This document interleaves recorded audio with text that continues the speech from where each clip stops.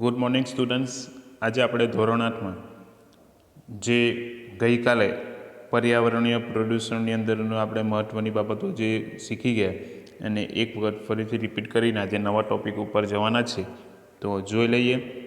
આપણે શીખ્યા હતા કે ભાઈ આપણે ઘણા બધા વિકાસ થયા, ટેકનોલોજીનો પણ ખૂબ સારો વિકાસ થયો, પણ એની સાથે સાથે કે ટેકનોલોજીના આપણે જોઈએ છે તો કેટલાક લાભ પણ હોય છે અને કેટલાક ગેરલાભ પણ હોય છે.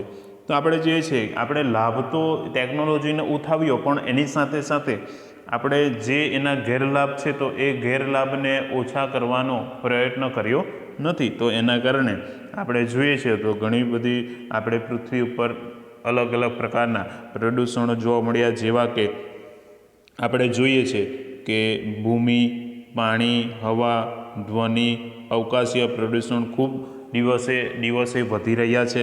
તો એના કારણે આપણે જોઈએ છે કે તેની ઘણી વિપરીત અસરો માનવ જીવન અને પર્યાવરણ ઉપર ખૂબ પડી રહી છે. અને આ ઉદ્યોગોના આવવાથી આપણે જોઈએ છીએ કે પર્યાવરણને અસર કરતા અનેક પ્રકારના પ્રદૂષણોનું પ્રમાણ શું થઈ રહ્યું છે, દિન પ્રતિદિન ખૂબ જ વધી રહ્યું છે. તો એના કારણે હવા, પાણી, ભૂમિનું પ્રદૂષણ મુખ્ય ગણાય. આ ત્રણેય આપણું જીવન ટકાવી રાખવા માટેના જે છે કે મુખ્ય તત્વો છે. તો આપણે આ ત્રણ તત્વોને આપણે ખૂબ જ સારી રીતે અને ખૂબ સાચવીને એનો ઉપયોગ કરવો જોઈએ.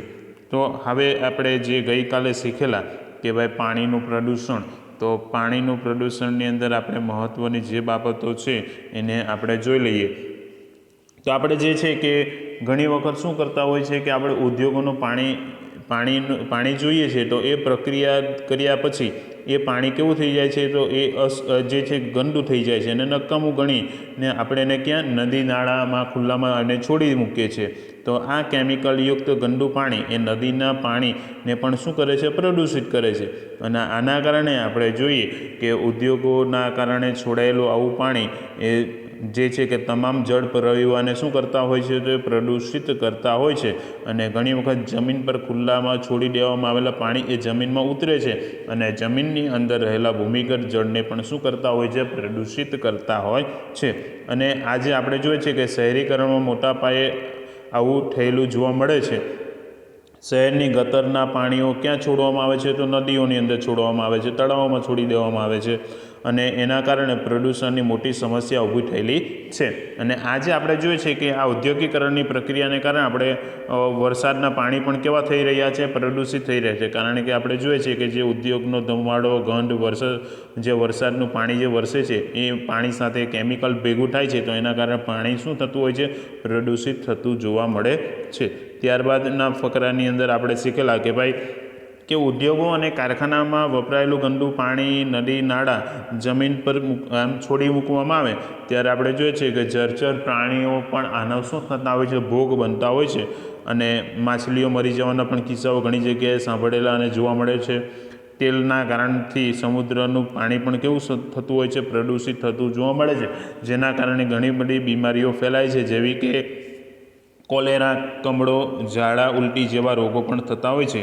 અને આપણે જોઈએ છીએ કે એના કારણે જ આપણે ઘણી વખત હવે આપણે જોઈએ છીએ કે જ્યારે પણ નોકરી કે સ્કૂલમાં ભણવા જઈએ છીએ ત્યારે આપણે પાણીની બોટલ સાથે લઈ જવી પડે છે. અને જે છે કે આ ગંદા પાણીના કારણે ખેતીના વ્યવસાયમાં પણ જે છે કે ખૂબ જ નુકસાન થઈ રહ્યું છે.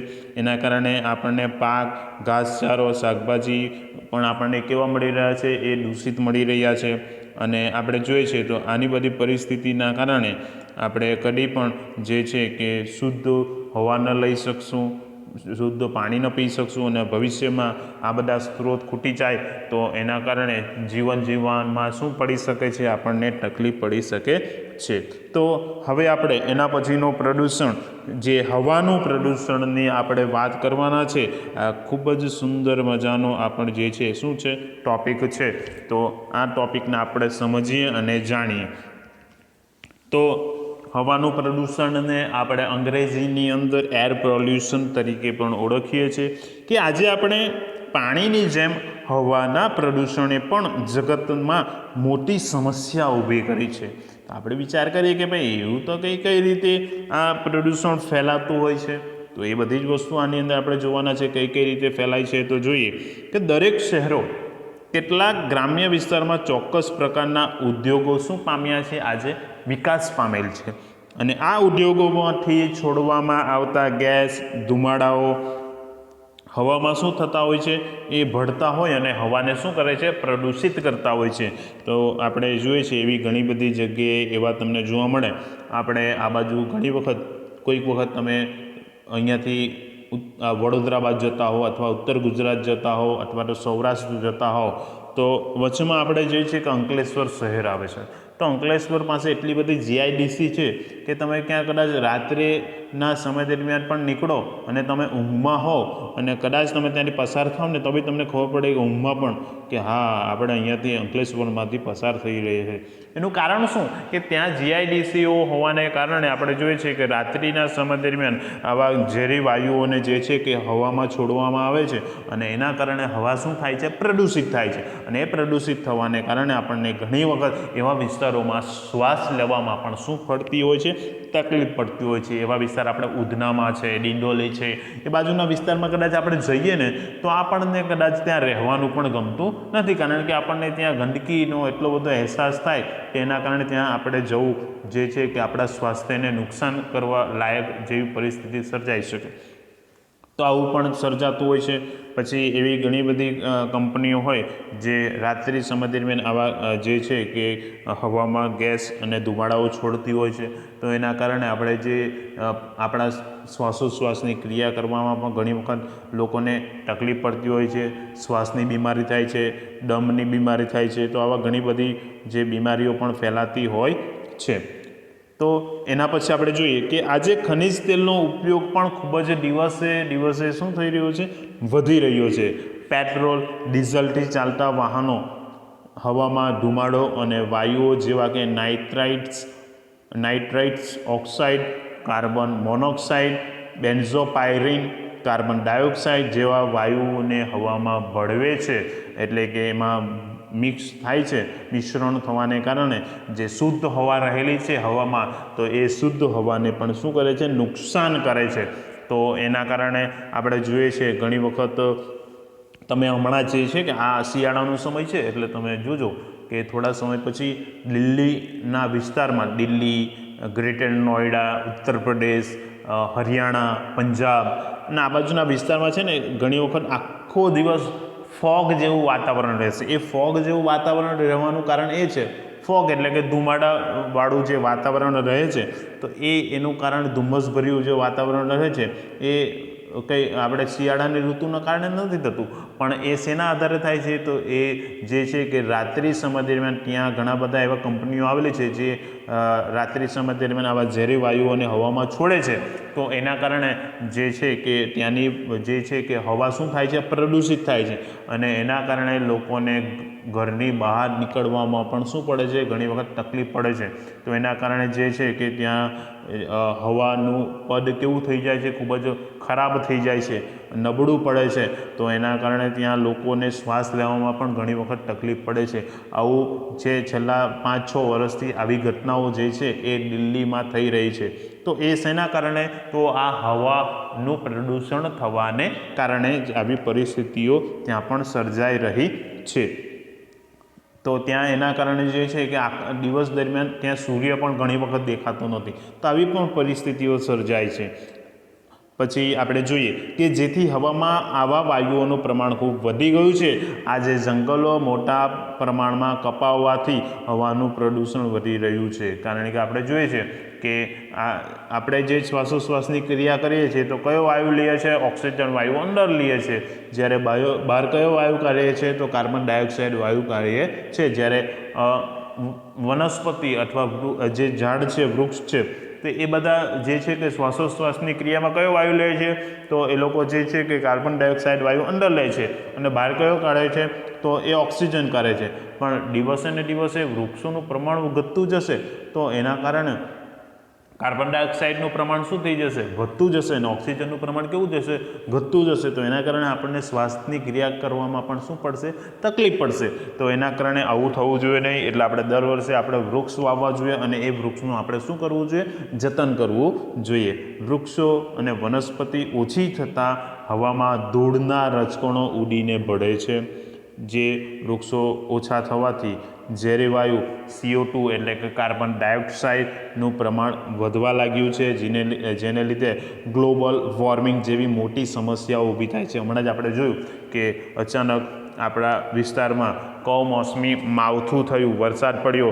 વરસાદ આપણને વિચાર આવે કે ભાઈ આપણે રેનકોટ પહેરવો કે ભાઈ આપણે સ્વેટર પહેરવું, તો આપણે કન્ફ્યુઝ થઈ જાય છે. આ બધું થવાનું કારણ શું? તો એ જે થવાનું કારણ છે ગ્લોબલ વોર્મિંગ. દિવસે ને દિવસે જે છે કે તાપમાનમાં ફેરફારો આવી રહ્યા છે, વાતાવરણમાં ફેરફારો આવી રહ્યા છે. તો એ શેના કારણે? તો આ પ્રદૂષણનું પ્રમાણ શું થઈ રહ્યું છે? વધી રહ્યું છે. એના કારણે આવી બધી પરિસ્થિતિઓ સર્જાઈ રહી છે. ત્યારબાદ હવાના પ્રદૂષણથી ફેફસાની બીમારી, દમ, હાંફણ જેવા રોગો થાય છે. દમ એટલે કે એ લોકોએ પછી પેલા પંપ લેવા પડે, ખબર છે, શ્વાસ લેવા માટે.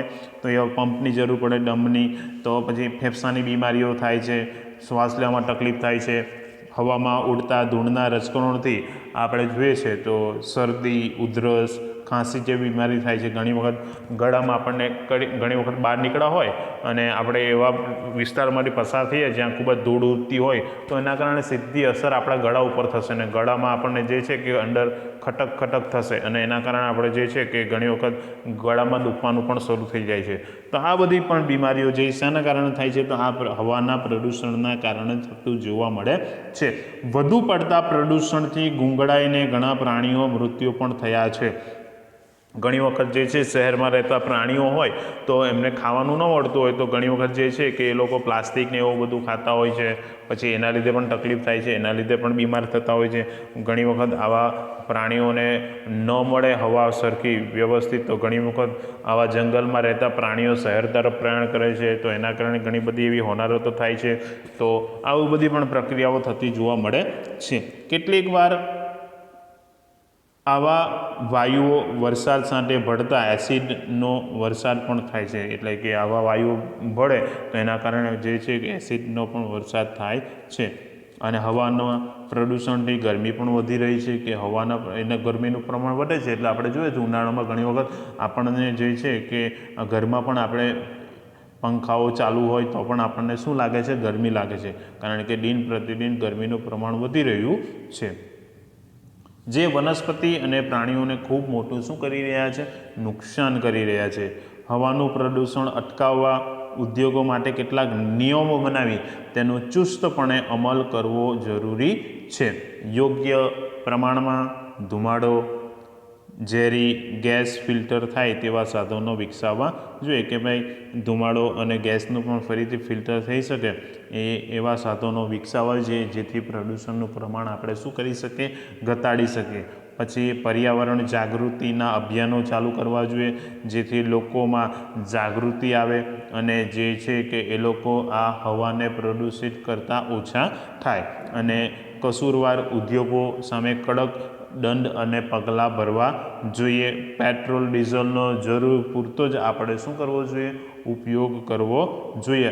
અને પ્રદૂષણ મુક્ત એવા CNG, PNG જેવા ગેસોનો ઉપયોગ કરવો જોઈએ, જેથી આપણે જે છે કે હવાનું પ્રદૂષણ ઘટાડી શકીએ. અને વાહનોનું ફરજિયાતપણે POC કરાવવું જોઈએ. એટલે POCનું ફૂલ ફોર્મ શું છે? જે છે કે પોલ્યુશન અંડર કંટ્રોલ. તો જે છે તો એનો ઉપયોગ કરવો જોઈએ, જેથી આપણું વાહન જે છે કે એ ઓછામાં ઓછું જે છે કે પ્રદૂષણ ફેલાવી શકે. તો આજે આપણે ખૂબ સુંદર મજાનો ટૉપિક શીખ્યા. આવતીકાલે આપણે ભૂમિનું પ્રદૂષણ વિશે આપણે શીખીશું. અસ્તુ. જય હિન્દ.